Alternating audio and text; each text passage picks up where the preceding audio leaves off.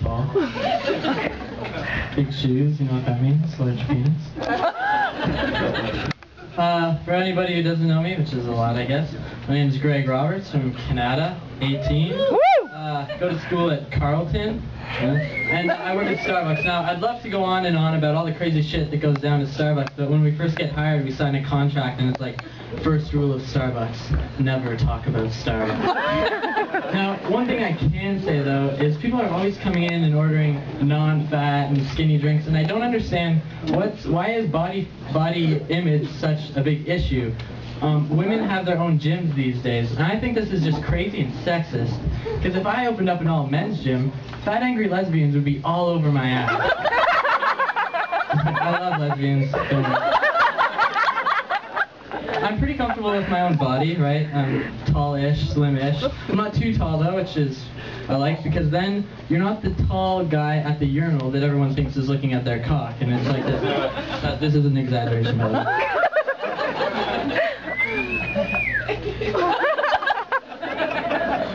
Never want to be the tall guy like this one right here. And you want to watch out for him.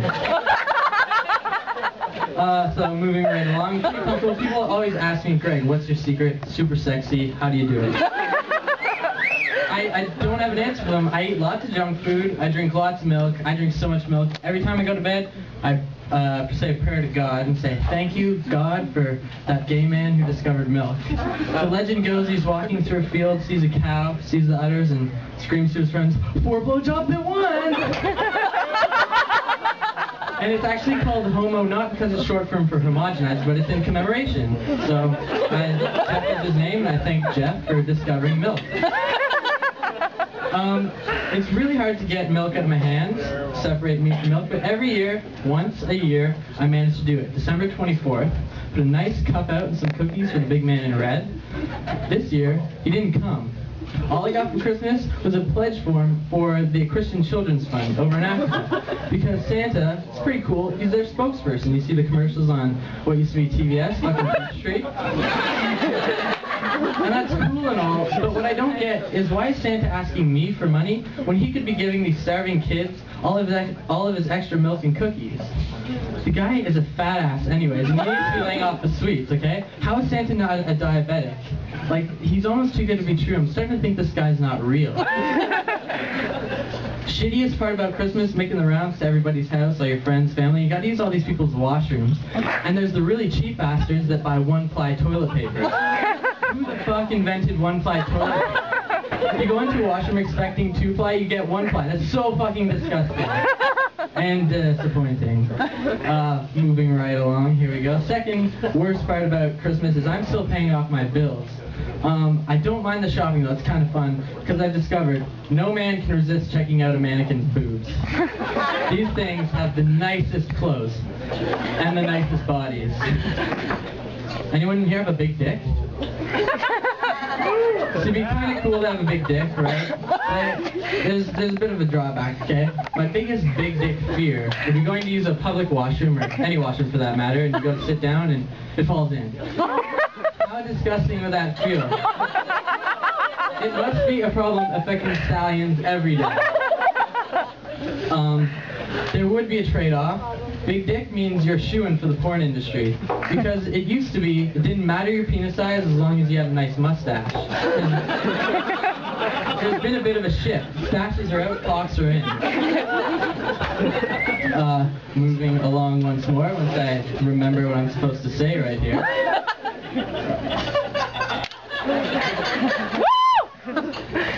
Alright.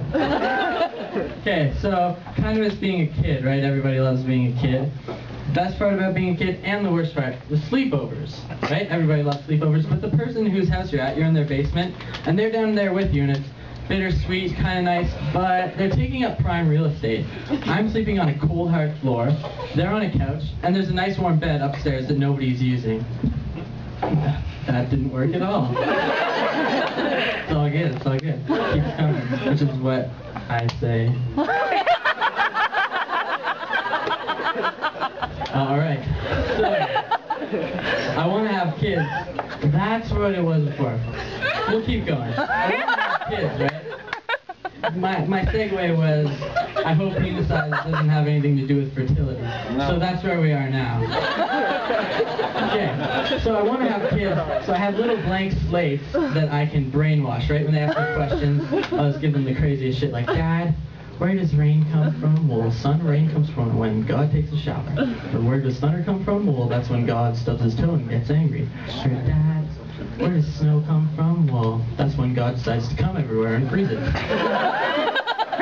And I'm officially the Antichrist. So, come. Everybody loves that word. Okay. Especially me. And so, wrapping everything up here. My kids will be they will be extremely disappointed, right, when I break the news to them. And nobody likes being disappointed. I was the most disappointed in my life, I believe, when they announced that Pluto was no longer a planet. I almost cried that day. Now, yeah. I had no emotional attachment to Pluto, but when they, whoever they is, announced that Pluto no longer had planet status, they answered once and for all the age-old question of whether size matters, and unfortunately it was not in my favor.